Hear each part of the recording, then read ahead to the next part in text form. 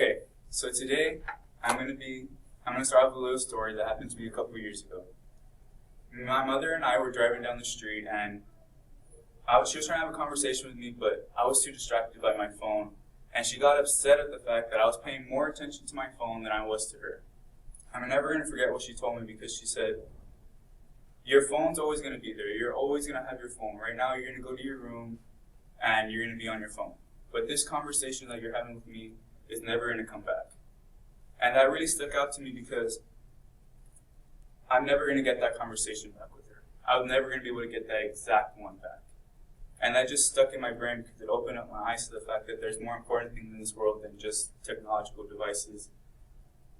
So that's why today I'm going to be informing you about the dangerous effects that technology has on your personal relationships, which will include the mental disorders that can come along with it, the technological abuse, and I'll be giving you some tips on how to maybe avoid some of these effects.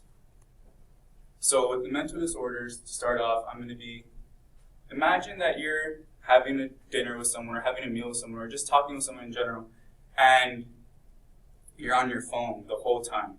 They're trying to have a conversation with you.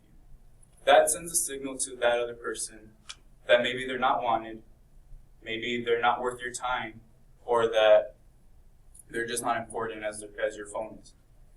And when that happens, that can sometimes cause mental disorders such as depression, self-doubt, anger, the list goes on and on. So I just caution you the next time that happens, and that happens to happen to you. Next, I'm going to be speaking about technological abuse.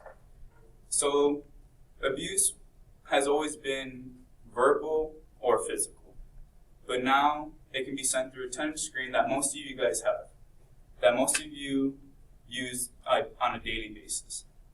And it happens through text message or post on social media, whatever it may be. And it's become a national thing to the point where it's not even called abuse anymore, it's called cyberbullying. But the fact is that it's still abuse. And it has become a serious problem where it has a high cost penalty to it. And next, I'm going to be giving you some tips on how maybe you can avoid some of these problems that have been happening. Okay, if you're with someone, put your phone away for a couple minutes. It doesn't hurt to put your phone. It's going to be there when you get back. Converse with the other person. Have interactions with the other person. And just get to know the other person, or if you already know them, just relax with them. The next thing is, try your best not to be vulgar on social media. It not only hurts you, it not only hurts the person you're being vulgar or rude to, but it also hurts you in the long run, because if an employer sees that, maybe they might not want to hire you because they don't want that in their atmosphere. They don't want someone like rude or vulgar in their workplace. Or even it goes with school too, if you're rude and if they don't want that in their environment with all the other students.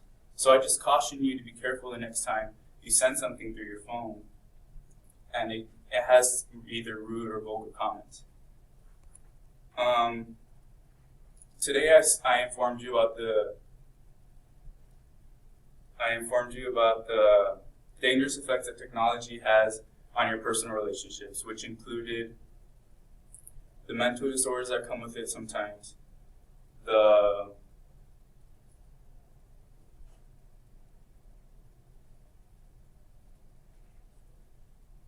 technological abuse, and I gave you some tips on how maybe you can solve some of these issues.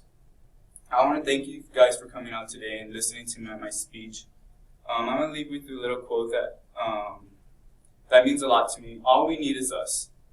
That quote holds dear to my heart, because it's true. All we need is us. We need people to survive in this world. We need relationships, and I don't mean just romantic relationships. I mean relationships with your friends, with your colleagues, whoever it may be. We need those relationships to survive. This is how this world was created, and that's how we have been able to survive for so long here. And I think that we need those things to survive. So the next time you're on your phone and and you're with someone, just remember what you could possibly be doing to this world. Thank you very much.